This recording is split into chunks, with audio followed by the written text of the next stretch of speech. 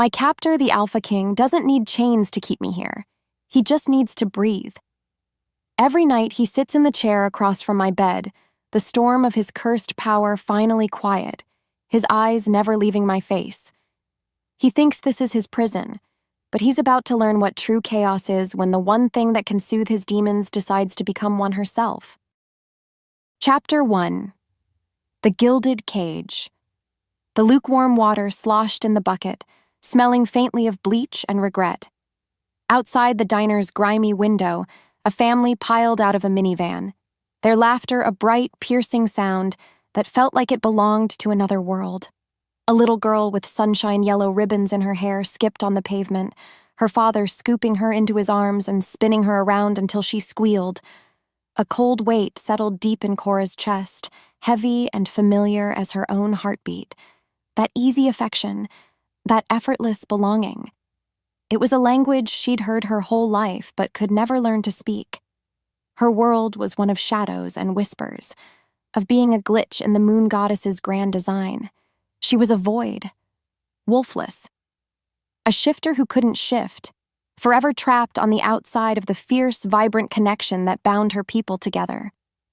Her family loved her, she knew, but it was a pained, worried kind of love, the kind you give to something beautiful but broken. That little girl with the yellow ribbons had no idea how lucky she was to just be, to be whole.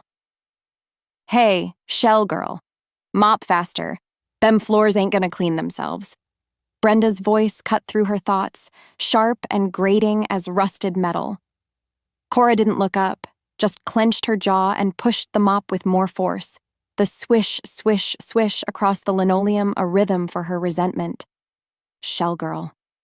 The nickname had followed her from the Packlands into the human town, a constant reminder. All she wanted was to save enough money to finally disappear, to find some quiet, anonymous city where no one knew what a wolf was, let alone a girl born without one.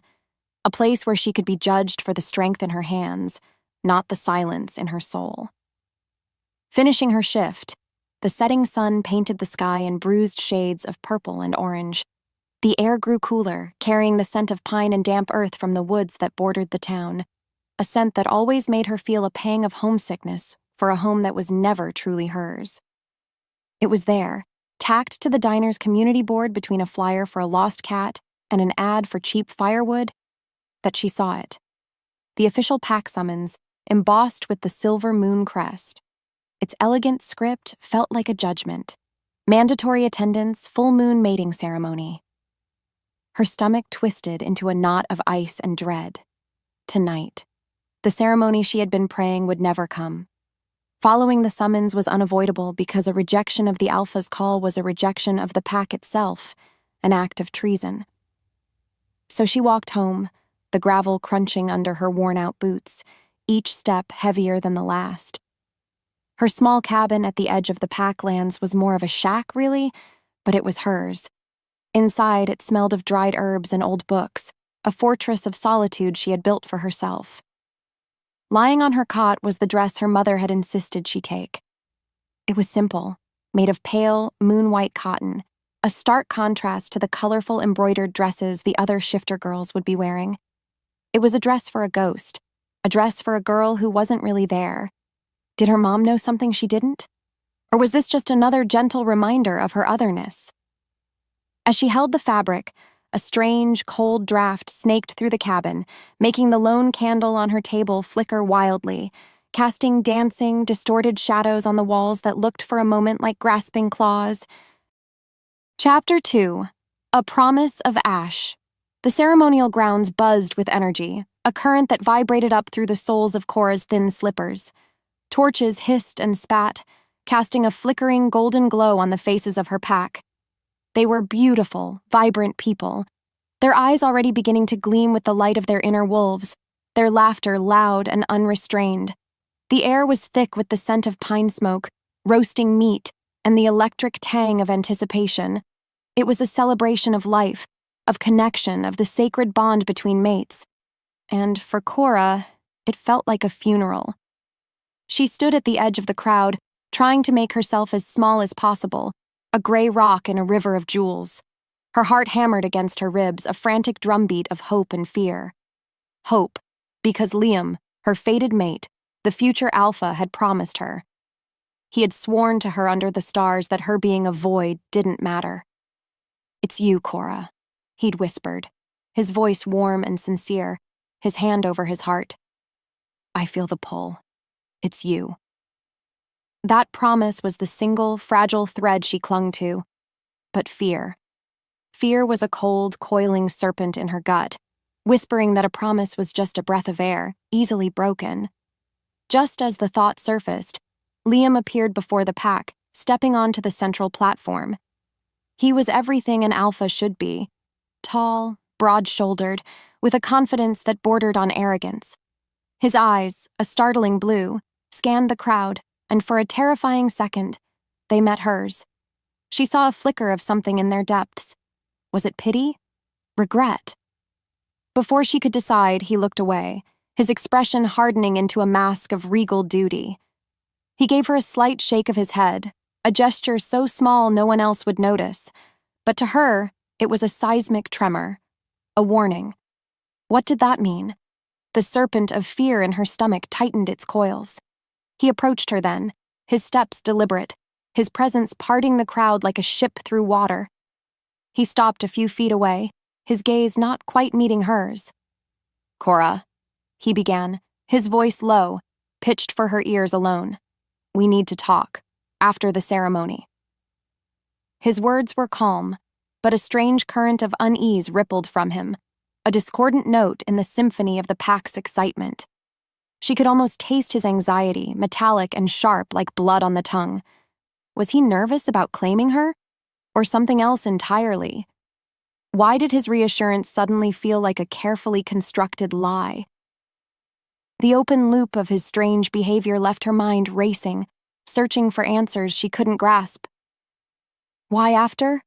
she asked, her voice barely a whisper. "Liam, what's going on?" He gave her a tight, forced smile that didn't reach his eyes. "Trust me," he murmured, before turning his back on her and striding back to the platform. The word, which once had been her anchor, now felt like a stone, pulling her down into the cold, dark depths of a truth she was not yet ready to face. Chapter 3. The Roar of Silence. The moon, full and impossibly bright, crested the tops of the pine trees, bathing the clearing in a light as sharp and white as bleached bone. A collective hush fell over the pack. The time had come. Alpha Marcus, Liam's father, stepped forward, his voice a powerful baritone that rolled over the crowd. He spoke of tradition, of strength, of the sacred duty to continue their bloodlines. Cora's hands grew clammy, her breath catching in her throat. Every word was a hammer blow, building the walls of her prison higher and higher. Liam stepped to the center of the platform, taking the ceremonial microphone.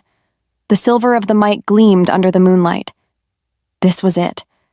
The moment that would either save her or shatter her completely. He cleared his throat, and the sound echoed in the sudden, profound silence. He looked out at the faces of his pack, his expression unreadable. Not at her. He wouldn't look at her. "My pack," he began, his voice amplified, carrying to the farthest edges of the clearing. "Tonight, we honor the moon goddess. We honor our legacy, and we secure our future." He paused, and in that pause, Cora felt the world tilt on its axis. A pack is only as strong as its alpha, and an alpha is only as strong as his Luna. He finally turned his head, his gaze sweeping over her, cold and impersonal as a winter frost. There was no love there, no recognition, only a chilling, calculated distance. The fragile thread of hope she'd been clinging to snapped. "The bond has chosen for me," he continued, his voice ringing with false regret. "It has chosen Cora." A murmur went through the crowd, not of excitement, but of confusion, of unease. "But I cannot accept it." A gasp rippled through the clearing. Cora felt the blood drain from her face, her ears ringing. No, this wasn't happening. This couldn't be happening. "I cannot bind my alpha wolf to an empty shell," he declared, his voice rising with conviction, turning his personal betrayal into a public spectacle of righteous duty. The Silver Moon Pack needs a Luna with a soul, a wolf to guide them, not a void. The last word was spat like a curse. And then, the most terrible sound Cora had ever heard began. It started as a low murmur of agreement, then grew. It swelled into a wave of shouts, of stomping feet, of applause. They were cheering. They were cheering her damnation. The noise was a physical force, a blade twisting in her soul. It was the roar of their approval for her erasure. Her vision tunneled. The torches blurred into streaks of fire. The faces of her pack, people she had known her entire life, became a monstrous, jeering mob. She saw Liam choose another girl, a pretty she-wolf named Alara, pulling her onto the platform and kissing her to the wild applause of the pack. The betrayal was absolute, complete. She didn't feel herself turn. She didn't feel her feet move. All she knew was the desperate, primal instinct to run, to flee the roar of the crowd, the sight of her shattered life, the truth of her own emptiness. She ran, stumbling into the deep, forbidden darkness of the woods, the sound of their celebration chasing her like a predator. Chapter 4. A storm of silver tears and terror were a blinding combination. Branches whipped at Cora's face, leaving stinging trails on her skin, but she didn't slow down. The roar of the pack's celebration was a physical beast at her back, snapping at her heels. She just ran. Deeper and deeper into the forbidden woods, a place of old gods and older shadows where pack law held no sway. Every rustle of leaves was a pursuer. Each hoot of an owl was a judgment. Her lungs burned. A fire scorched her throat. She stumbled over a gnarled root, pitching forward into the lightless tangle. Then she hit it. Not a tree. Something else entirely. It was a wall of solid muscle and blistering heat, unmovable and absolute. The impact sent a shockwave through her entire body, knocking the breath from her lungs as she crumpled to the forest floor. A low grunt from above told her it was a man. A very, very large man. Panic, cold and sharp, pierced through her haze of misery. She had run from her pack only to find a rogue, a monster. She scrambled backward, crab-walking through the damp leaves, her eyes wide as she looked up. And up. He was a silhouette against the pale moonlight filtering through the canopy, a figure carved from granite and fury. He didn't move to help her. He didn't even seem to notice her. He was on one knee, his head bowed, a hand gripping the earth so tightly the dirt and roots groaned. A tremor ran through his massive frame, a silent earthquake of pain. When he finally lifted his head, the breath caught in her throat. His face was all harsh angles and savage beauty, framed by a mane of raven black hair. But his eyes were impossible. They were the color of molten silver, swirling with an ancient, unbearable storm. They weren't angry. They were something far more terrifying. They were desperate, and they were locked on her. The moment their gazes met, a jolt, sharp and electric, shot through her. It was a searing heat that felt both like a burn and the first touch of warmth she'd felt in her entire life. For him, the reaction was even more profound. The storm in his silver eyes stilled. The tension that had held his body rigid as iron seemed to melt away, replaced by a look of stunned, raw relief. It was the look of a man who had been screaming for 1,000 years and had just, for the very first time, heard silence.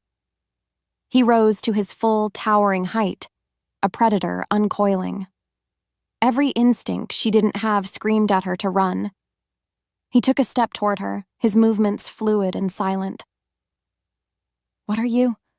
he breathed. The words not a question but a demand, a sound like stones grinding together deep within the earth. He didn't wait for an answer. He reached out, his fingers grazing her cheek, and the jolt returned, stronger this time. A gasp escaped his lips, a shudder of pure bliss. He looked at her not as a person, but as a miracle, as a possession. "You," he growled. the sound a low, rumbling thunder that vibrated in her bones. You are my cure. And a cure is not something a king ever lets go. Chapter 5. The Citadel of Shadows. The world became a blur of motion and overwhelming presence. He scooped her up as if she weighed nothing, his arms iron bands around her. She fought. She kicked and clawed and screamed until her throat was raw, but it was like struggling against a mountain. He simply held her, his long, relentless strides carrying them through the night-shrouded forest. The air grew colder, and the scent of pine gave way to the sharp, clean smell of high-altitude stone. Before she knew it, they were before it, the Citadel. It wasn't a castle from a storybook. It was a fortress, a brutalist masterpiece of black granite that clawed its way up the side of a mountain, seeming to challenge the very stars above. Towers like broken teeth bit at the clouds. No lights shone from its narrow, arrow-slit windows. It felt dead. A tomb for a giant. He carried her across a chasm on a bridge of swaying rope and wood, the wind whistling a mournful song below. She could see strange, twisting symbols carved into the stone of the gate, patterns that seemed to writhe and shift in the corner of her eye. What kind of place was this? Inside, the silence was absolute and suffocating. Not the peaceful quiet she sometimes found in her cabin, but a heavy, listening silence, thick with ancient dust and unspoken secrets. Their footsteps echoed unnaturally in the cavernous halls. There were no servants, no courtiers, no life at all. Just endless corridors of cold, dark stone and faded tapestries depicting brutal, bloody battles between wolves the size of horses and things made of shadow and teeth. An unsettling detail pricked at her mind. There were no mirrors. Ornate, empty frames hung on the walls where glass should have been. Why would a king have no desire to see his own reflection? He finally deposited her in a chamber that was both luxurious and terrifying. The bed was massive, draped in furs as black as a starless night. A fireplace stood cold and empty, a gaping maw in the wall. The only window was a tall, narrow slit high up the wall, barred with thick iron. It was a gilded cage, a beautiful prison. He placed her on her feet, but his hands remained on her shoulders, his grip a constant, burning reminder of her captivity. "You will stay here," he commanded, his voice leaving no room for argument. "You will not try to leave." "Who are you?" she finally managed to choke out, her defiance a flickering candle in a hurricane. His silver eyes bored into her, and for the first time, she saw the sheer weight of the crown he wore, an invisible burden that seemed to crush the very air around him. "I am Cain, and you are mine." He turned and left, the heavy wooden door booming shut with a sound of utter finality. A key scraped in the iron lock. She was alone. Alone in a dead fortress, the prisoner of a tormented king who looked at her like she was the only thing holding his world together. She ran to the door, pounding her fists against the unforgiving wood until her knuckles were raw and bleeding, her screams echoing unanswered in the listening dark. Chapter 6. The tyrant's plea days bled into a gray, featureless eternity. Twice a day, a silent, grim-faced guard would leave a tray of food outside her door, never speaking, never making eye contact. The isolation was a slow poison, seeping into her bones. She paced the length of her chamber, a caged animal, memorizing every crack in the stone, every thread in the morbid tapestries. She tested the window bars, a fool's errand. They were immovable. She was well and truly trapped, a bird in a stone cage. He came to her only at night. She would be huddled on the massive bed, feigning sleep, and she would feel his presence before she heard the lock turn. The very air in the room would grow heavy, charged with his power and his pain. He wouldn't light a candle. He would simply move to the large, ornate chair in the darkest corner of the room and sit and watch her. Tonight was no different. The door opened with a low groan, and his immense shadow fell across the floor. He moved with a predator's grace to his usual spot. The silence stretched, thick and unnerving. She could hear his breathing, a low, steady rhythm that was a stark contrast to the frantic hammering of her own heart. "I know you're awake," His voice rumbled from the darkness, startling her. Cora sat up, pulling the furs tightly around her shoulders as a shield. "What do you want from me?" "I want," he began, then paused, as if the words were foreign, difficult to form. "I want you to stay." "I'm your prisoner," she shot back, her voice sharp with bitterness. "I don't have a choice." A long silence. Then, "No, you don't." His honesty was more chilling than any lie.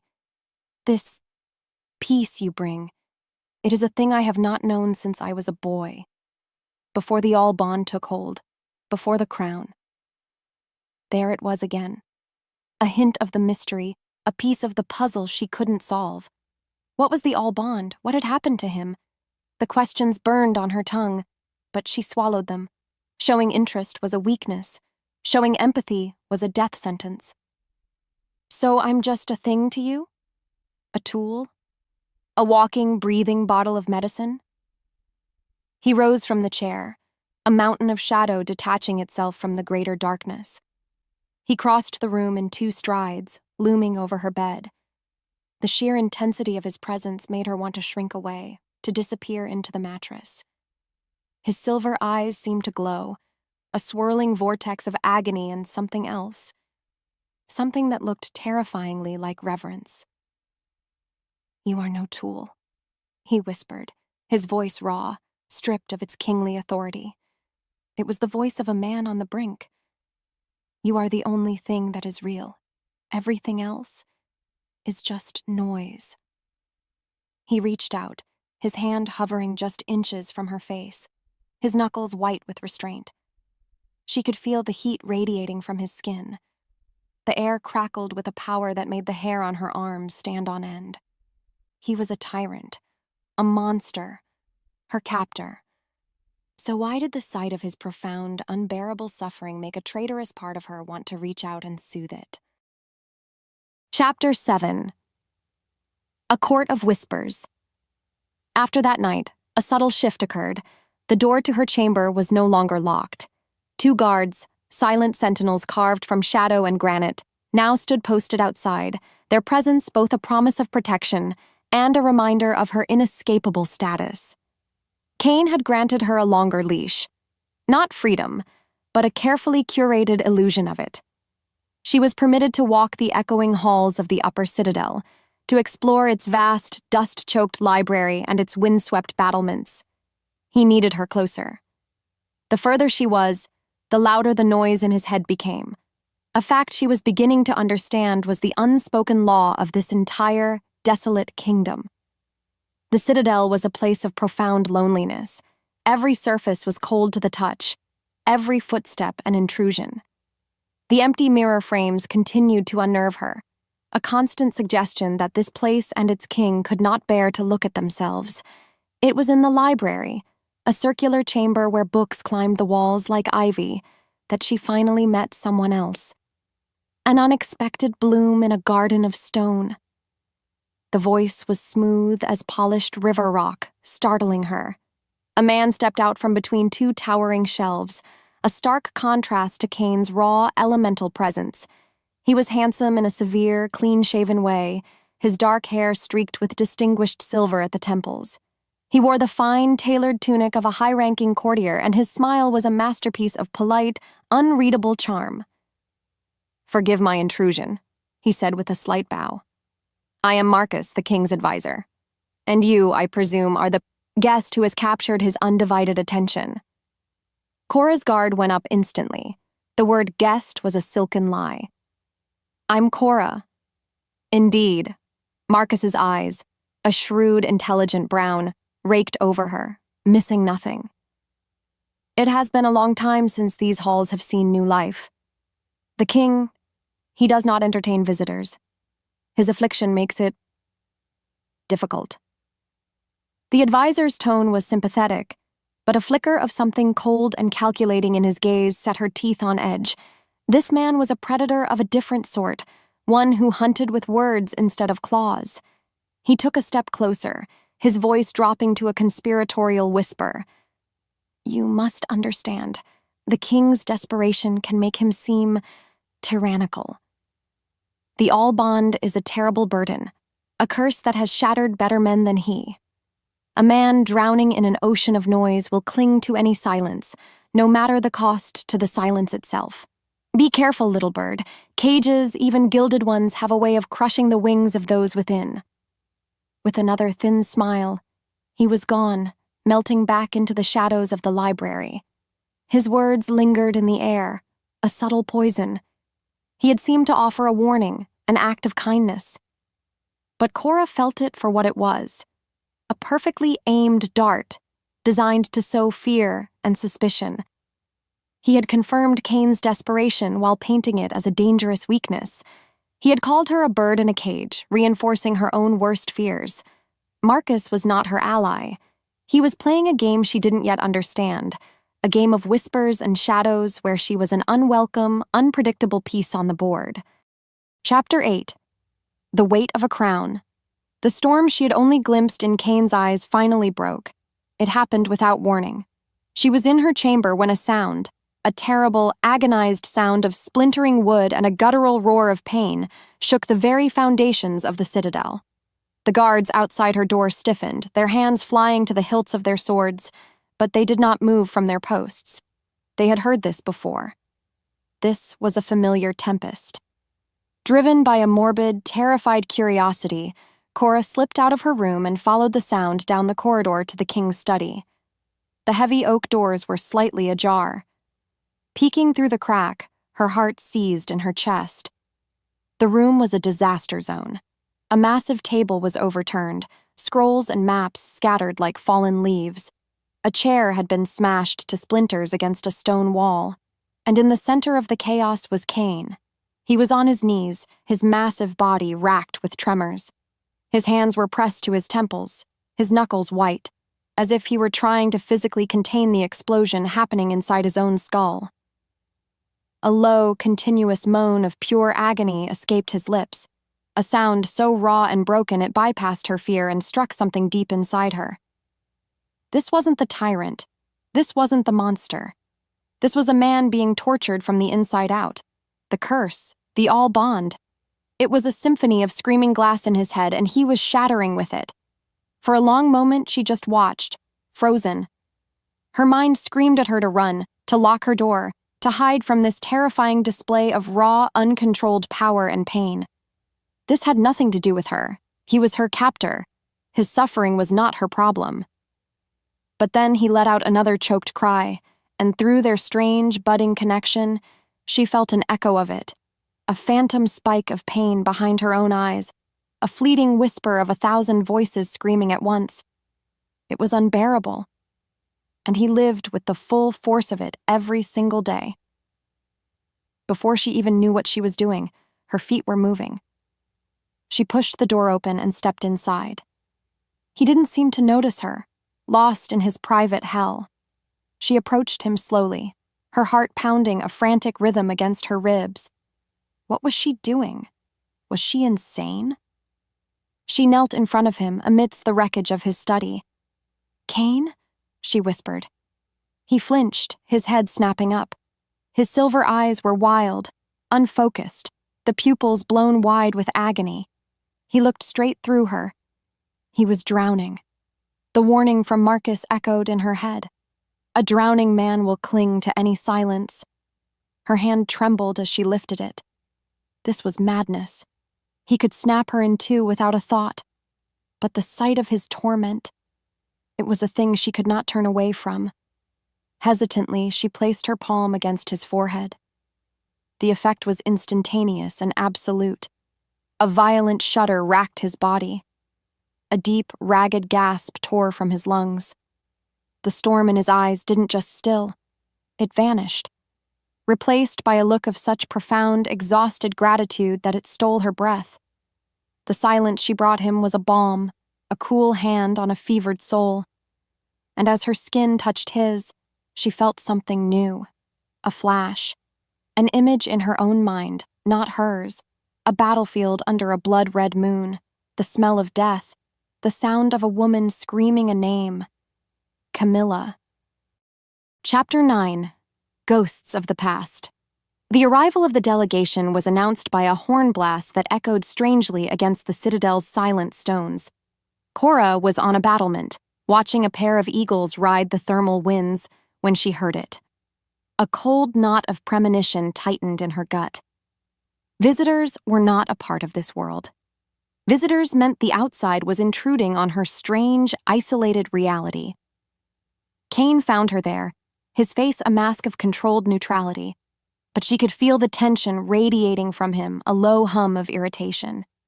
"Your former alpha is here," he said, his voice flat. "He has requested an audience." The ground seemed to fall away beneath her feet. Liam. Here.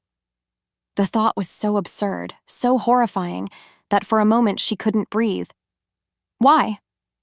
"He claims you are a runaway member of his pack, that you belong to them." Kane's silver eyes darkened, the calm she had brought him just a day ago already disturbed. "He is mistaken." They met in the Citadel's great hall, a cavernous space where their footsteps were the only sound. Liam stood before the empty throne, flanked by two of his largest warriors. He looked smaller here, diminished by the sheer scale of the hall and the oppressive weight of its ancient power. He tried to project the same arrogant confidence he'd worn at the ceremony, but a nervous tremor in his hands gave him away. When his eyes landed on Cora, standing beside Kane, he flinched. "Alpha King," Liam began, his voice trying for respectful and landing on strained. "I am here to reclaim what is mine. Cora is a member of the Silver Moon Pack. Her place is with us." Cora's knuckles were white where she gripped her own hands. The humiliation, the shame of that night, came rushing back, a bitter tide of bile in her throat. Kane was silent for a long moment, his stillness more intimidating than any roar. "She has no place with you," he stated, his voice a low, dangerous rumble. "You made that quite clear when you cast her out. You named her a flaw, an empty shell. You do not get to discard a treasure and then return, demanding it back simply because you have learned it has value to another." Liam's face flushed with anger. "She is a void, a wolfless anomaly. What possible value could she have to you?" That was the wrong thing to say. A wave of pure, untamed power rolled off Kane, so potent it made the air crackle. The torches in their sconces flared wildly, casting dancing, demonic shadows. Liam and his warriors staggered back, their pack bravado evaporating in the face of true primal authority. A low, terrifying growl started deep in Kane's chest, the sound of a landslide, of mountains breaking. "You are not worthy to speak her name." Kane's voice was no longer a rumble. It was a roar that shook the very stones of the hall. He moved, a blur of speed, and was suddenly in front of Liam. His hand clamped around the younger alpha's throat, lifting him effortlessly off the ground. Liam choked, his face turning a shade of purple, his feet kicking uselessly. "You had a goddess in your midst and you were too blind and stupid to see it. You looked at a miracle and called it a curse." He held Liam there for another terrifying second before flinging him to the floor like a broken doll. Kane stood over him, a figure of absolute, terrifying judgment. He looked at Cora, and his eyes, blazing with silver fire, held a raw, possessive fury that was entirely on her behalf. It wasn't about her ability. It wasn't about the silence. This was for her. He was protecting her. "She is under my protection now," Kane snarled, his voice dropping to a deadly whisper that carried more weight than his roar. "She belongs here, with me. Now get out of my sight before I forget the ancient laws of hospitality and hang your hides from my battlements." Chapter 10. Echoes in the Quiet. In the wake of Liam's humiliating departure, the Citadel's oppressive silence felt different. It was no longer just empty. It was charged, thrumming with the aftershock of Kane's terrifying power. Cora retreated to the library, the scent of old paper and leather a familiar comfort, but she couldn't settle. His words echoed in her mind. You had a goddess in your midst. He hadn't been defending a cure. He had been defending her. The thought was a dangerous, fragile seed of warmth in the frozen soil of her heart. For the first time, She wondered if he saw past the void, past her utility, to the girl drowning inside. She was tracing the faded gold leaf on the spine of a forgotten history book when it happened. A wave of emotion so vast and desolate it almost buckled her knees, washed over her. It was not her own. It was a profound, soul-deep loneliness, cold and sharp as the granite of the citadel itself. It tasted of solitude and the crushing weight of a crown worn for too long. With a certainty that defied logic, she knew it was his. Cain. Sitting on his throne in the great hall, surrounded by the ghosts of his ancestors, feeling utterly and completely alone. The unsolicited intimacy was a violation, a psychic intrusion that left her feeling exposed and breathless. The connection between them was evolving, growing stronger, a vine with thorns wrapping itself around her mind. Had he felt it too? Had he felt the flare of her old shame when Liam stood before her, or the confusing spark of gratitude when he had defended her? This wasn't just about her presence soothing him anymore. This was a two-way street, a raw, unfiltered conduit of emotion flowing between them, and she had no idea how to close the door. This realization sparked a new kind of fear. It was one thing to be a prisoner in his castle. It was another to be a prisoner in his mind. She couldn't let this happen. She couldn't let him consume what little was left of her. Her resolve hardened. She had to know what was happening. She had to confront him. This shared silence, once a simple fact of her captivity, was becoming a shared consciousness, and that was a line she would not let him cross. She found him in the armory, the air thick with the metallic tang of polished steel and old oil. He was sharpening a massive broadsword, the rhythmic scrape of the whetstone the only sound. He didn't look up as she entered, but she knew he felt her. The tension in his shoulders eased almost imperceptibly. "We need to talk," she said, her voice steadier than she felt. "We are talking," he rumbled, his eyes fixed on the gleaming edge of the blade. "No, I mean, what is this? This feeling?" She struggled for the words. "Earlier, in the library, I felt you." His hands stilled. For a long moment, the only sound was the faint drip of water somewhere in the stone fortress. He finally lifted his silver eyes to meet hers, and she saw a flicker of something she had never seen there before. Surprise, and a deep, weary resignation. "The bond," he said, his voice low. "It grows stronger. It is bleeding through." Bleeding. The word was perfect. It felt exactly like that, an emotional wound that refused to close. "Make it stop," she demanded. He set the sword down with a soft clang that echoed like a death knell. "I cannot," he admitted, and in that simple admission, she saw the true nature of his prison. He wasn't just a king burdened by a curse. He was a passenger in the storm of his own power. "I do not control it any more than you do." That was the moment she understood. He was just as trapped as she was. Chapter 11. A gilded cage is still a cage. The knowledge that Cain was as much a victim of their bond as she was did not bring comfort. It brought a chilling, terrifying clarity. He couldn't stop it. He couldn't let her go. This connection, this emotional bleeding would only deepen until there was no line between his soul and hers. The seed of warmth she had felt after he defended her withered, replaced by the cold, hard certainty that a gilded cage is still a cage. His protection was a prison. His need was a chain. She would not be consumed. She would not trade one form of erasure for another. She had to leave. The decision settled not with a bang, but with a quiet, steely resolve. Her goal was no longer just to survive his moods or understand his mystery. Her purpose was singular. Freedom, true freedom, on her own terms. She began to watch, to learn. She had been a prisoner, but now she would be a spy in her own life.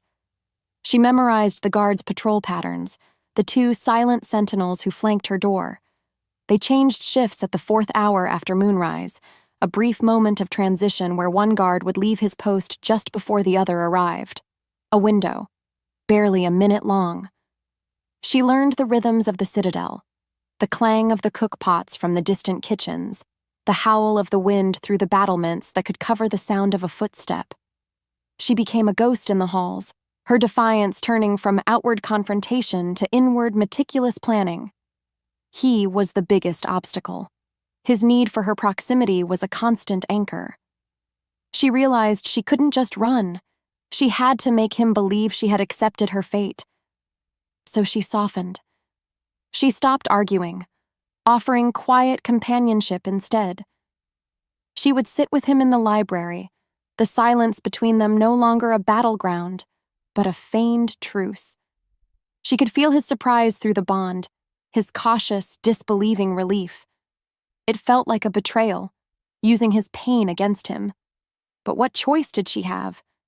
It was his cage or her soul. She chose her soul. The night of the new moon, when the darkness was at its deepest, she was ready. She had saved a piece of bread and cheese from her dinner tray, a pathetic provision for a desperate journey. She wore the dark, simple clothes she had arrived in. Her heart hammered a frantic, terrified rhythm against her ribs. This was it. One chance. She waited, listening to the slow, heavy footsteps of the guard pacing outside her door. She counted his passes. 10, 11, 12. He stopped. A moment of silence. Then, the sound of his footsteps receding down the hall. Now. She slipped out of her room, a shadow moving through shadows. The corridor was empty. Her bare feet were silent on the cold stone. She moved past the empty mirror frames, past the grim tapestries of war. She didn't look back. Down a winding servant's staircase she had discovered behind a loose stone. Past the sleeping kitchens, the air thick with the smell of cold ashes and yeast. She made it to a small iron-banded postern gate, one she had noticed was used for supplies. The bar was heavy. She put her shoulder into it, gritting her teeth, praying to a goddess she no longer believed in. It groaned, a hideous, screeching sound in the dead quiet of the night. She froze, listening. Nothing. With a final, desperate heave, the bar lifted. She slipped through the opening, out into the biting, shockingly cold night air. She was out. A wild, dizzying wave of exhilaration washed over her. She took a breath, the first breath of true freedom she had taken in weeks. And from the highest tower of the citadel behind her, a single mournful alarm bell began to toll. Chapter 12. The hunt and the hunter freedom tasted like pine needles and panic. Cora plunged into the forest, the frantic ringing of the alarm bell chasing her, a promise of the fury she had unleashed. The darkness that had been her ally was now her enemy, filled with grasping roots and unseen drops. She ran blindly, fueled by adrenaline and the terrifying, exhilarating reality of what she had done. She was free, but she was also being hunted. The bond, once a creeping vine, was now a jagged chain yanking at her soul. It was no longer a gentle bleed of emotion. It was psychic shrapnel, a wave of pure, incandescent rage, not her own, slammed into her, so powerful it made her stumble. It was Cain. He knew. The fury was a white-hot fire, a promise of retribution that scorched her from the inside out. This was the king, the tyrant, the beast she had first seen, not the wounded man who sat in her room at night. She pushed herself harder, ignoring the branches that tore at her clothes and skin. She had to get further away. The rage was followed by a new sensation, something deeper and more terrifying. A vast, hollowing desperation. It was the feeling of a man whose only anchor in a lifelong storm had just been ripped away. It was a feeling of drowning, and it was so potent, so absolute, that it stole her breath, her own lungs suddenly feeling tight and empty. He wasn't just angry she was gone, he was breaking. Could he track her through this? This raw, open wound between their minds? The thought was a new, chilling horror. He wouldn't just be hunting her scent. He would be following the trail of her own fear, a psychic beacon in the night. The hunter and the hunted, bound by an invisible leash. What had she done? Had she traded a gilded cage for an open-air prison with a warden who lived inside her own head? Panic began to claw at the edges of her resolve. She couldn't just run. Running was pointless if he could feel her every move. She needed to be smarter. She needed answers. Real answers. Not the cryptic warnings of an advisor or the pained admissions of a king. She needed to understand what she was, what he was, what this bond between them truly meant. The seer. The rumor she had heard in the human town weeks ago about an old woman who lived deep in the neutral mountains, a woman who knew the old ways, the forgotten magic. It was a fool's hope, a whispered legend. But it was the only hope she had. She had to find her. She had to learn how to sever this chain, or at the very least, how to shield herself from the storm of the man who was, at this very moment, hunting her with the furious, desperate, and broken pieces of his own soul. Chapter 13. A Web of Whispers. The journey to the seer had stripped away the last of Cora's naivety, replacing it with a truth so heavy it felt like a shroud. She was not a flaw. She was a weapon, a sacred vessel, a living shield. The knowledge was a terrifying, empowering burden. After leaving the seer's mountain sanctuary, she had not run blindly, but had moved with purpose, melting into the chaotic tapestry of a grimy border town called Sorrow's End. It was a place of gray skies and grayer morals, a haven for outcasts, deserters, and those who wished to disappear. It was perfect. Here, she was just another face in the crowd. She took a room above a noisy tavern, the smell of stale ale and wood smoke a constant presence. Her days were spent listening. The town was a nexus of gossip, a place where the whispers from a dozen different packs converged. She learned that Cain's sudden, obsessive hunt for a wolfless girl had sent shockwaves through the territories. Some alphas saw it as a sign of his curse finally driving him to madness. Others, the more cunning ones, saw it as a sign of a new, unknown power entering the game. She heard Marcus's name spoken in hushed, reverent tones by shifters who did not bear Cain's sigil. They spoke of a new order, of a return to the old ways, of a king who was growing soft, influenced by a strange witch. She was the witch. She was a ghost, haunting the edges of her own story, piecing together the conspiracy from scattered, venomous whispers.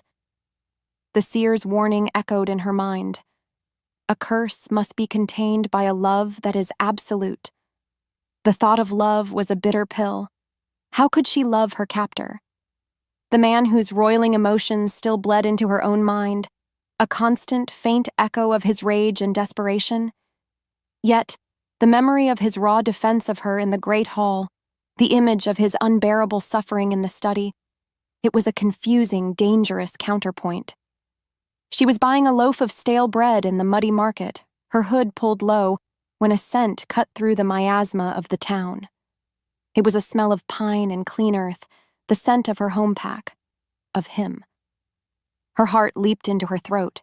She spun around, her eyes scanning the crowd, expecting to see the glint of silver eyes, the towering form of the king. Instead, she saw a familiar, handsome face that made the blood in her veins turn to ice. Liam. He wasn't dressed as an alpha heir, but in the simple leather tunic of a traveling wolf. He looked weary, haunted, and when his eyes finally found hers, they were not filled with the arrogance she remembered, but with a look of profound, gut-wrenching remorse. He took a hesitant step toward her, his hands raised in a gesture of peace. Cora. He breathed her name, and the sound of it on his lips was the ghost of a promise she had once believed in. I've been looking for you everywhere. Her first instinct was to run, but where could she go? And a more dangerous, insidious thought followed. He was her past. A past she had never gotten to confront, only flee. Maybe this was it. Maybe this was the chance to finally get an answer, to finally ask him the question that had festered in her soul since that terrible night. Why? Chapter 14. The Serpent's Remorse. He led her away from the crowded market to a quiet, secluded corner of the town, near the crumbling remains of an old stone wall. The air was damp and cool. Cora kept her distance, her body coiled like a spring, ready to bolt. The emotional echoes from Kane felt distant here, a faint, static hum beneath the surface of her own turbulent feelings. "What do you want, Liam?" she asked, her voice hard, betraying none of the chaos inside her. He had the grace to look ashamed. He wouldn't meet her eyes, focusing instead on a loose stone at his feet. "I wanted to apologize," he said, his voice quiet, strained. "What I did, it was unforgivable. I know that. But you have to understand. My father, the pack elders, they pressured me. They said binding myself to a void would be a death sentence for our pack, that it would show weakness." He finally looked up, and his blue eyes were filled with a convincing, watery sheen of regret. "I was a coward, Cora. I was so scared of losing my position, of failing my father, that I failed you. I broke my promise. And I have lived with that shame every single day since." Every word was a perfectly aimed arrow striking the most wounded, vulnerable parts of her. He wasn't making excuses. He was confessing his weakness. He was validating the truth she had always suspected, that it wasn't her, not really, but the cruel politics of their world. It was a seductive, dangerous balm on a festering wound. "Why are you here?" she pressed, refusing to let her guard down completely. "Why now?" "Because I was wrong," he said, taking a step closer. She didn't move away. "When the Alpha King started hunting you, my father and the others saw it too. They realized you weren't a weakness. You're a power, something he wants. They sent me to bring you back, to force you back." He shook his head, a look of self-disgust on his face. "But I couldn't do it. I can't be their tool anymore. I'm here for you, Cora, to help you, to offer you a way home, a real home this time. We can stand against my father together. I can make it right. I swear it." The plea was a masterpiece. It offered her everything she had ever wanted: an apology, validation, a chance to reclaim her place, and the power to do it on her own terms. It was a serpent's promise, sweet and intoxicating. The logical part of her brain screamed that it was a trap. But the broken girl inside, the girl who had been called an empty shell, desperately wanted to believe that the man who had shattered her was trying to piece her back together. Her internal struggle was a silent war. Trusting him was insane. But what was the alternative? A life on the run, haunted by the psychic ghost of a tormented king. "How?" she asked. The single word a concession, a crack in her armor. A relieved, triumphant light flared in his eyes, gone so quickly she almost missed it. "I have allies, people who are tired of the old ways. They can give us safe passage back, help us build our own power base. You have to trust me one more time." The serpent had offered the apple, and with a sense of fatalistic dread, she reached out and took a bite. Chapter 15. The Closing of the Trap. Trusting Liam felt like swallowing glass. The first few days of their journey were a tense, cautious dance. He was deferential, kind, treating her not as a flaw but as a revered, long-lost partner. He told her stories of their childhood, reminding her of the bond they once shared, skillfully weaving a tapestry of nostalgia designed to lull her into a false sense of security. They traveled through dense, unfamiliar forests, avoiding the main pathways. Liam claimed it was for their safety, to avoid both Kane's trackers and his father's patrols. But with each passing mile, the landscape grew colder, the trees more gnarled and skeletal, the air heavier with a sense of foreboding. The emotional hum from Kane was growing stronger again, a low, anxious thrum that spoke of a hunt growing ever closer. It was a constant, unnerving reminder of the cage she had fled, making Liam's promise of freedom all the more appealing. They met his allies at a crossroads marked by a trio of withered oak trees. They were a grim, silent group of warriors, their armor bearing a sigil she didn't recognize, a coiled serpent biting its own tail. A chill that had nothing to do with the weather snaked down her spine. These weren't freedom fighters. They were soldiers, hardened and cold. Their eyes weren't filled with hope for a new way. They were filled with the flat, merciless obedience of men who followed orders without question. Liam's demeanor shifted the moment they were under the warrior's escort. The remorseful, gentle man disappeared, replaced by the familiar arrogance of the alpha heir. He was no longer trying to convince her, he was commanding her. The trap, which had been so carefully baited, now began to close its iron jaws around her. Her blood ran cold with a dawning, sickening horror. She hadn't been rescued. She had been recaptured. The final leg of their journey was a forced march. All pretense was gone. She was a prisoner once more. She thought of Cain, of the raw honesty of his torment, and contrasted it with the slick, insidious nature of Liam's lies. She had fled a monster she was beginning to understand, only to run into the arms of a serpent she had foolishly trusted. They arrived at a fortified encampment, deep in a mountain pass as dusk was bleeding across the sky, and standing there, waiting for them, his arms crossed over his chest, a thin, triumphant smile on his lips, was Marcus, the king's advisor, the man who had warned her about gilded cages. He looked from Liam to Cora, his eyes gleaming with the satisfaction of a master strategist whose gambit had paid off perfectly. "Alpha Liam," Marcus said, his voice smooth as venom. "Well done. You have delivered the package, as promised." He then turned his chilling gaze to Cora. "Welcome, little bird. I'm afraid your flight is over. The Equinox Summit begins tomorrow, and you are the guest of honor." The trap hadn't just closed. It had been part of a much larger, more terrifying plan from the very beginning. Chapter 16. The Summit of Vipers.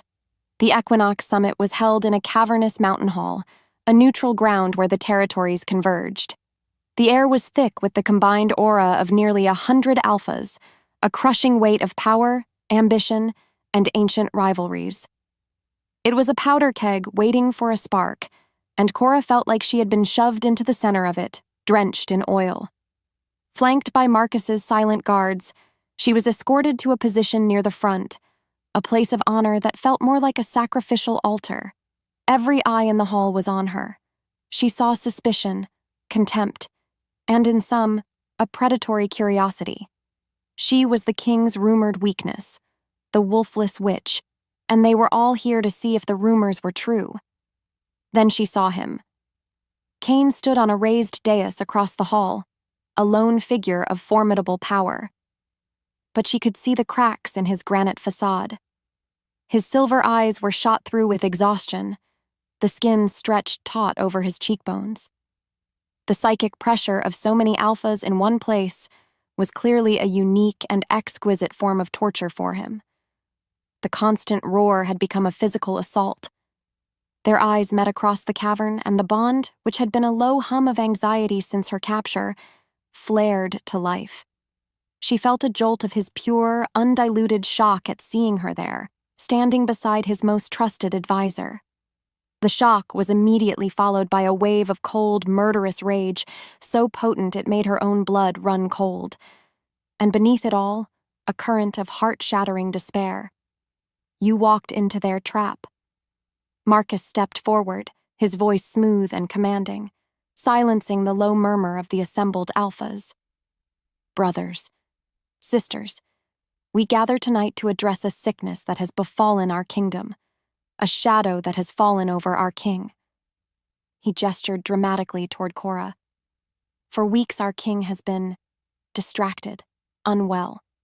He has neglected his duties, abandoned his court, all in obsessive pursuit of this woman." His words were honey-tongued, yet dripped with venom. A woman with no wolf, no pack, no history, a void, who appeared from nowhere and has held our powerful king in her sway. I ask you, what is this if not a dark and insidious witchcraft? A low growl of agreement rumbled through the hall. They were a pack of wolves, and they had smelled blood in the water. Cora stood frozen, a living effigy for their fear and suspicion. She could feel Cain's fury building, a volcano preparing to erupt. He opened his mouth to speak, to unleash the hell she had seen him unleash on Liam, but Marcus was too quick. "Do not be so quick to defend her, my king," the advisor said, his voice laced with false sympathy. "For we have a witness, one who knows the truth of her manipulative nature, one who was her first intended victim." Marcus turned, and from the crowd, a figure emerged, stepping into the torchlight with a practiced air of solemn reluctance. It was Liam. Chapter 17. The Betrayal's Echo. Liam's face was a mask of tragic, noble sincerity. He looked not at Cora, but at the assembled alphas, his audience. He looked like a man about to confess a terrible burden. The silence in the hall was absolute, a held breath of anticipation. Cora's own lungs felt frozen. This was it. The final closing wall of the trap. "I am Liam, heir to the Silver Moon Pack," he began, his voice ringing with a strength she knew he didn't possess. "And I know this woman, she was my fated mate." A collective gasp went through the crowd. This was a new, shocking piece of the puzzle. This wasn't just some random witch. She was a mate-bound outcast. "I felt the pull," Liam continued, pressing a hand to his heart in a gesture of pained honesty. "But my wolf, my very soul, recoiled from her. It sensed the emptiness within, the void. When I refused the bond for the good of my pack, she did not accept it. She swore she would find a greater power to ensnare. She told me she would find a wolf so strong his power would fill her emptiness and make her a queen." He was twisting her pain into a narrative of petty, power-hungry ambition. He was taking her deepest wound and presenting it to the world as a weapon she had tried to use. "She is a parasite," Liam declared, his voice rising, gaining confidence as he felt the crowd turning in his favor. "One who seeks to latch onto the strongest host she can find. She failed with me, so she set her sights on a king." It was a masterful, devastating lie. It took every truth, her rejection, her pain, her connection to Cain, and warped it into something monstrous. She looked at the faces of the alphas. She saw no mercy there, only the cold, hard glint of belief. They were predators, and Liam had just given them a reason to tear her apart. Her past and present had conspired to create a monster, and she was wearing its face. "Thank you, brave heir," Marcus said, placing a hand on Liam's shoulder. "For speaking a truth our king is too bewitched to see." He then turned his attention back to Cain, whose face was a thundercloud of disbelief and incandescent rage. "You see, my king? She is not a cure. She is the disease. A poison that weakens the crown for her own gain." Marcus reached into his tunic and produced a small dark object. It was a shard of obsidian, pulsing with a faint, sickly purple light and covered in the same writhing symbols she had seen on the gates of the citadel. A cursed object. An amplifier. "Sometimes," Marcus said, his voice dropping to a somber, regretful tone, "the only way to cure a fever is to burn it out completely." He was going to use it on Cain. He was going to use the king's own curse as the weapon of his undoing, and he had made her the reason for it all. Chapter 18. The King in Chains. Before Cain could react, before he could unleash the cataclysm of power building behind his eyes, Marcus lifted the obsidian shard. "For the good of the kingdom," he shouted, and the artifact flared with a violent, malevolent light. A wave of pure, agonizing energy shot across the hall and slammed into Cain.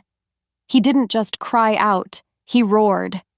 It was a sound of pure, unadulterated agony, the sound of a soul being torn apart. He staggered back, his hands flying to his head, the veins on his neck and temples bulging. The psychic noise, the burden he carried every day, was amplified 1,000 times over. It was no longer a storm. It was a supernova of psychic torment, and he was at its epicenter. He collapsed. The mighty Alpha King, the most powerful wolf on the continent, crashed to his knees, his body convulsing, his silver eyes rolling back in his head. A choked, inhuman sound of pain was ripped from his throat. He was completely, utterly incapacitated, a king in invisible chains. The hall was frozen in a moment of shocked silence. Then chaos erupted. But it was a controlled chaos, directed by Marcus. "You see?" the advisor bellowed, pointing at Cora. "The witch's hold is broken! Seize her!" His personal guards, the ones with the serpent sigil, moved instantly. They formed a ring around her, their spears leveled, their faces grim and merciless. She was surrounded. There was nowhere to run.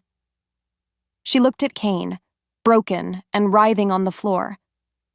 The man who had been her captor, her protector, her confusing, terrifying anchor in this new world, was defeated.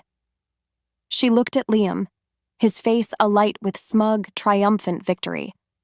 The boy who had been her first hope was her final betrayer. She looked out at the sea of powerful, hostile faces and saw only judgment. Her deepest, most secret fear, the one she had carried since she was a child, had finally come true. She wasn't just a flaw. She was a curse. Her very existence brought pain and destruction to those around her. This was it. Her lowest point. All hope was extinguished. The seer's words about her power, about her sacred duty, felt like a cruel joke. What power? She was a helpless girl, surrounded by enemies, the cause of a good man's suffering. The goal was no longer freedom or understanding. The goal was just to breathe through the next second. The weight of her own perceived damnation pressed down on her, silent and absolute. All was lost. Chapter 19. A spark in the void. Despair was a bottomless, silent ocean. Cora stood in the eye of the storm, the jeers and accusations of the Alphas a distant, meaningless roar. All she could see was Cain. Broken on the cold stone floor, a king brought low not by a sword, but by the very magic that defined him. They called her a curse. They said she was the cause of this, and in the crushing darkness of that moment, she almost believed them. She was a void, a nothing, and her nothingness had somehow poisoned everything it touched. The shame was a physical weight, pressing the air from her lungs, threatening to extinguish the last, flickering ember of her spirit. Her gaze drifted to the obsidian shard in Marcus's hand, still pulsing with a faint, malevolent energy. It was a thing of pure malice, designed to amplify pain, to turn a burden into an executioner's axe. And Cain's curse. It was a storm of 1,000 screaming souls, a torment she had only barely touched through the bond. He had lived with that. He had ruled and fought and held a kingdom together while being torn apart from the inside every single day.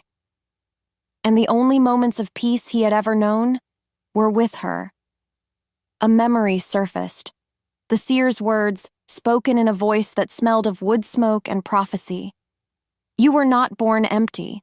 You were born with room enough to hold a king's soul. It wasn't a joke. It wasn't a cruel irony. It was a purpose. The thought was not a shout. It was a whisper in the deepest, most silent part of her. She was not the source of his pain. She was the only one in the world built to contain it. They had called her a flaw, a glitch, an empty shell. But they were all wrong. A shield is not defined by what it is, but by what it can endure. Her deepest fear had been that she was a curse. But her true crucible, her dark night of the soul, was realizing that her greatest terror was not embracing that lie, but failing to live up to the truth of her power. To stand by and do nothing. To let him break because she was too afraid to be what she was born to be. The ember of her spirit did not just flicker, it ignited. She closed her eyes, shutting out the ring of spears, the triumphant sneer on Marcus's face, the hostile stares of the Alphas. She shut out the world and turned inward, to the strange invisible chain that bound her to the man on the floor. For weeks she had fought it, resisted it, seen it as a symbol of her captivity. Now, she reached for it, not with her hands, but with her will. With every ounce of her focus, she stopped pushing him away and started pulling him in. It was a silent, desperate plea sent down the psychic conduit between them. Don't break. I'm here. Let me in. Chapter 20. The detonation of the bond. For a moment, there was nothing. Just the cold, heavy silence of her own inner void and the distant echo of Cain's agony. She poured more of herself into the bond, a desperate, reckless act of faith. She didn't just knock on the door to his soul. She threw herself against it, demanding entry. "You are not alone in the storm," she sent, the thought a raw, silent scream. "Let me be your anchor." And then, he answered. From the depths of his pain-ridden consciousness, she felt a flicker of recognition, a spark of his will reaching back for hers. He was still fighting. He had not given up. He had just been waiting for a light in the endless, screaming dark. He latched onto her presence, his psychic grip as desperate and absolute as his physical one had been in the forest. He held on, and she held on, and in that moment of mutual, desperate connection, they chose. Together. The mate bond didn't just click into place, it detonated. A shockwave of pure, untamed power erupted from them both, a silent explosion that threw the nearest guards from their feet. A visible shimmer distorted the air around them, like heat rising from a fire. Cora cried out, her head thrown back, as the full, unrestrained force of Cain's essence flooded her. It was not a gentle stream.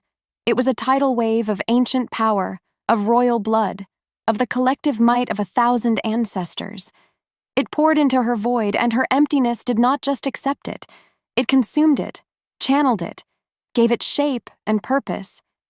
It was the most terrifying and exhilarating moment of her life. She was no longer an empty shell. She was a crucible, filled with the fire of a king. Through her, the amplified energy of the curse found a new path.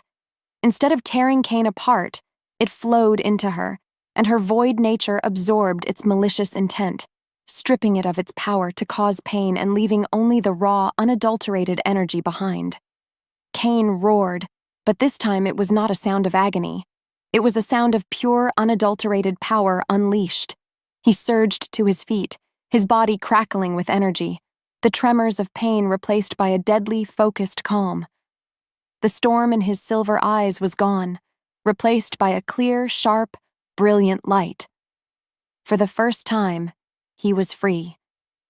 He looked at her, and the connection between them was no longer a faulty, bleeding link. It was a perfect, seamless bridge. She saw herself in his eyes, and he saw himself in hers. She felt his strength as her own, and he felt her resolve as his. They didn't need to speak. They didn't need a plan. They were two halves of a single, devastating whole. The noise and the silence, finally in balance. And they had just become the most dangerous thing in the room. Chapter 21. Two halves of a whole. The hall was in chaos. Alphas scrambled to their feet, their faces a mixture of terror and awe. Marcus stared, his confident smirk finally shattering, his eyes wide with disbelief at the impossibility unfolding before him. He had planned for a broken king and a dead witch. He had not planned for a god and goddess to rise from the ashes of his treachery. "Kill them!" Marcus shrieked, his voice thin and shrill with panic. "Kill them both!" His serpent-sigiled guards, loyal to the last, charged forward, a wall of steel and snarling fury. Cain moved, but Cora moved with him. It was a dance of perfect, lethal synchronicity. He lunged to the left, his hands becoming claws that ripped through a guard's shield, and she instinctively sidestepped to the right, her focus on a different target. She didn't have claws or fangs, but she had something new, something only she could do. She focused on a charging warrior, and with a thought she pushed her power outward. Not with force, but with absence. She created a zone of absolute magical silence around him. The warrior's inner wolf, the source of his supernatural speed and strength, was suddenly gone. He stumbled, his powerful lunge becoming a clumsy human trip. He looked down at his hands, his face a mask of confusion and terror, a shifter suddenly and inexplicably cut off from his own soul. Cain, without needing to look, spun and finished the disoriented guard with a single brutal blow. It was intoxicating. She was the anchor, and he was the storm. She could see the battlefield through his eyes, feel the position of every enemy before they moved. She would target an alpha, wrapping them in her nullifying void, and Cain would sweep in, his power now focused and precise, no longer a raging inferno, but a controlled surgical blade. They moved through the guards not back to back, but as a single flowing entity, a whirlwind of silver-eyed fury and profound, unnerving silence. The other alphas, the ones not allied with Marcus, stood frozen, watching the slaughter with a dawning sense of reverence and terror. They were witnessing the birth of a new kind of power, a bond so perfect it defied all known laws of their world. Cora felt a surge of pure, wild joy. This was who she was. Not a flaw, not a mistake. She was the balance to his power, the silence to his storm. Every lie that had ever been told about her burned away in the crucible of this battle, leaving only the pure, undeniable truth of her purpose. She was not his cure. She was his other half. They cut a path through the chaos, their eyes fixed on a single target. Marcus was scrambling backward, his face pale with terror, his precious obsidian shard clutched in his hand. He had nowhere left to run. The two of them, king and queen, predator and enigma, cornered him against the cold stone of the empty throne. Chapter 22. Throne of Storms and Silence. Marcus scrambled backward, his face a mask of waxy terror, and tripped over the steps of the dais. He fell in a heap at the foot of the massive empty throne. The obsidian shard skittered from his grasp. He was a snake, defanged and cornered. The hall was dead silent, the remaining alphas watching, their expressions a mixture of fear and awe. Cain stood before him, a figure of impending judgment, his silver eyes cold as a winter moon. Cora remained at Cain's side, a silent, unmovable anchor. "It was for the kingdom!" Marcus shrieked, his voice cracking. "Your father, he grew soft, and you were lost to your curse. I did what had to be done to preserve our strength." "Strength?" Cain's voice was dangerously quiet, a low whisper that cut through the hall more effectively than any shout. "You call this strength? Hiding in shadows, poisoning a throne, twisting a man's pain into a leash for your own ambition? You know nothing of the word." He took a step forward. "The sickness in this kingdom wasn't my curse. It was you." With a desperate cry, Marcus lunged for the obsidian shard, but Cora was faster. She focused her will, and a bubble of her nullifying silence enveloped the artifact. The sickly, purple light winked out. Its power was gone, smothered by her void. Marcus's hand froze above the now inert piece of rock, his last hope extinguished. He looked up at her, his eyes full of a new, dawning horror. He finally understood what she was. Not a witch, not a cure, but an ending. Cain's justice was swift and absolute, but before he delivered it, he looked at Cora. And in front of the entire assembly of alphas, the most powerful beings in their world, he laid his soul bare. "They called you a void," he said, his voice raw with an emotion that had nothing to do with rage and everything to do with reverence. "They were wrong. The void was in me. A hollow space filled with nothing but noise and pain and shadows." He reached out and cupped her face, his touch impossibly gentle. "You are not the absence of a soul. You are the only thing that makes mine whole." And with that, he leaned in, and he kissed her. It was not a kiss of simple passion. It was a kiss of claiming, of destiny, of two fractured souls finally locking into place. The bond between them flared, a visible aura of silver and shadow that washed over the entire hall. It was a declaration more powerful than any law.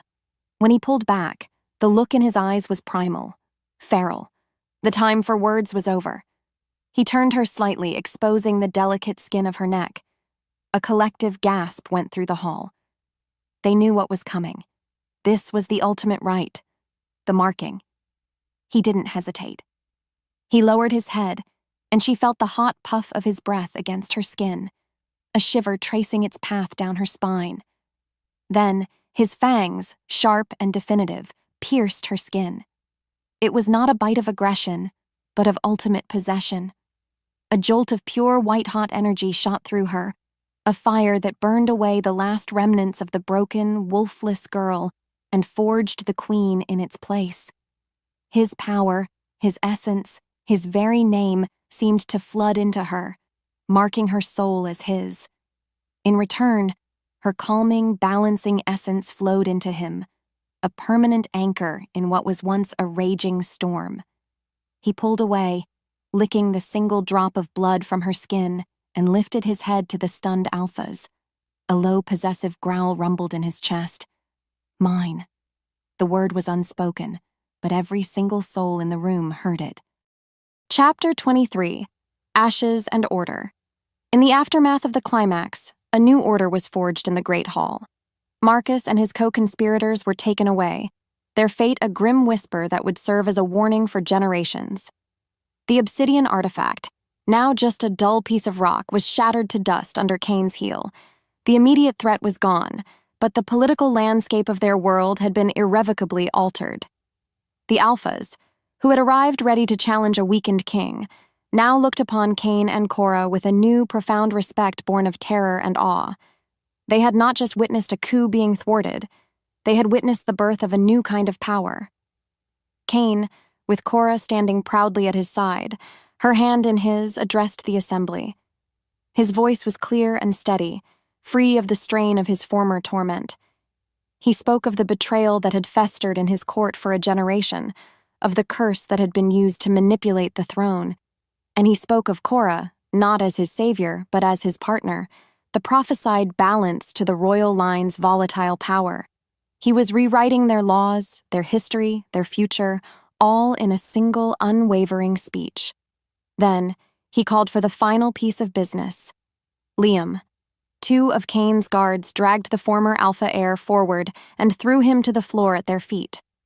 Liam was a pathetic sight, his arrogance stripped away, leaving only a trembling, terrified boy. He wouldn't look at them. He just stared at the stone floor, his body shaking. His fate, Cain announced, his voice echoing in the now silent hall, is not mine to decide.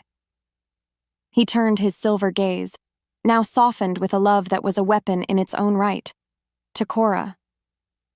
It is his queen's. All eyes turned to her. This was her test, her first act as Luna of their new era. The broken girl inside her screamed for vengeance, for a punishment as public and humiliating as the one he had dealt her. She could demand his life. She could have him exiled, shamed, destroyed. The power was hers. She looked down at the trembling form of the boy who had shattered her world, and she felt nothing. The burning hatred, the shame, the pain. It was all gone, burned away by the marking, by the truth of who she now was. He was a ghost from a life that was no longer hers. He was small and insignificant, and vengeance was a currency he was too poor to pay. Strip him of his alpha status and his family name, Cora said, her voice quiet, but carrying an undeniable weight of authority that filled the entire hall. Send him to the northernmost border to serve as a lone patrolman for the rest of his days. He craved the power of a pack, so he will live with the silence of none. She looked at Liam one last time. He will live with the knowledge of what he threw away. That is a greater punishment than any death I could devise. A murmur of approval went through the crowd. It was a judgment not of blind fury, but of cold, poetic justice. It was the judgment of a queen. Chapter 24. The Keeper of the Curse. The great hall was empty now, the Alphas departed, the traitors imprisoned. The only sounds were the crackling of the torches and their own soft footsteps as they walked toward their new chambers. The weight of the day, of the battle, of their entire tumultuous journey, finally began to settle upon Cora's shoulders. She was a queen. She was his mate. She was whole. But a final unspoken threat lingered in the air between them. Inside their chambers, a fire roared in the hearth, casting a warm, dancing glow over the room. It was a space of comfort and peace, a sanctuary. Cain closed the door, shutting out the rest of the world. He turned to her, his silver eyes searching her face. The raw, primal power of the Alpha King was still there, but it was tempered now by a profound tenderness that was for her and her alone. "It's not truly gone, is it?" she whispered, already knowing the answer. "The curse." He shook his head, a shadow of the old pain flickering in his eyes. "Marcus and his artifact amplified it, but the original taint, it remains. It is woven into my blood, into the all-bond itself. You have quieted it, anchored it, but it is still there. A sleeping serpent." She knew what she had to do. The seer's final prophecy, the warning that had felt like a burden, now felt like a gift. It was her final choice, the ultimate expression of her power and her love. This was not a sacrifice. It was a fulfillment. She stepped closer, placing her palm flat against his heart. She could feel its steady, powerful beat. "The seer told me what a void was for," she said, her voice soft but sure. "She said it was born with room enough to hold a king's soul." Cora met his gaze and poured all of her love, her acceptance, her unwavering certainty into her own. "And to contain any darkness that threatens it." Before he could protest, before he could argue that she had already done enough, she reached inward, to the core of her power. She opened the final door of her soul and called to the ancient, sleeping serpent in his. She did not fight it. She welcomed it. She felt a deep, profound cold seep into her, the feeling of 1,000 years of pain and malice. It was a terrible, heavy weight, but it did not consume her. Her void, now filled with the light and warmth of his love, surrounded the darkness, contained it, and held it in a permanent, unbreachable stasis. It was still there, a cold stone in the deep well of her soul, but it was powerless, forever balanced by the love he had given her. Cain let out a shuddering breath, a tear tracing a path down his stoic face. He felt it leave him, the last shadow of the generational curse, the final echo of the noise. He was truly, finally, free. He pulled her against him, burying his face in her hair, his massive body trembling with the sheer, overwhelming relief of it all. He held her face in his hands, his thumbs stroking her cheeks. "Do you feel it?" he whispered, his voice thick with emotion. "The darkness? The pain?" Cora leaned into his touch, a soft, radiant smile on her lips. She placed her hand over his heart, the heart she now kept safe. "No," she whispered, the last word she would ever need to say on the matter. "All I can feel is you."